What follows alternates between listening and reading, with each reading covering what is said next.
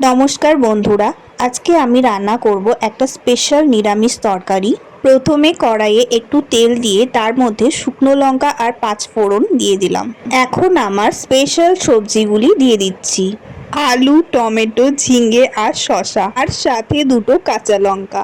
Special তরকারি বলেছি বলে হয়তো আপনাদের একটু হাসি পাচ্ছে, আমারও খুব হাসি পাচ্ছে।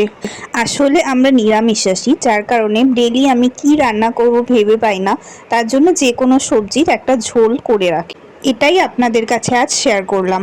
গরমের দিনে সবজির এরকম পাতলা ঝোল খাওয়া খুবই স্বাস্থ্যকর। স্বাদ মতো লবণ, হলুদ গুঁড়ো, জিরে গুঁড়ো, মরিচের গুঁড়ো আর সব কিছু সবজি মশলা দিয়ে তৈরি করে নেওয়া যায় এরকম পাতলা ঝোল।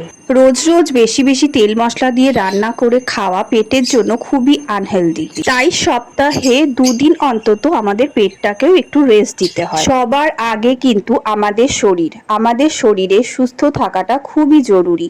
আমরা মেয়েরা অনেক সময় এমন করি, খাবার নষ্ট হয়ে যাবে ফেলতে হবে দেখে ফ্রিজের 2-3 দিনের রাখা খাবারও আমরা খেয়ে নেই। আমি ঠিক এমনটাই করেছিলাম একবার, তারপর আমি এটার জন্য অনেক কষ্টও পেয়েছি। তাই এমন খাবার খাওয়া উচিত নয় যেটা তোমার শরীরকে কষ্ট দেয়।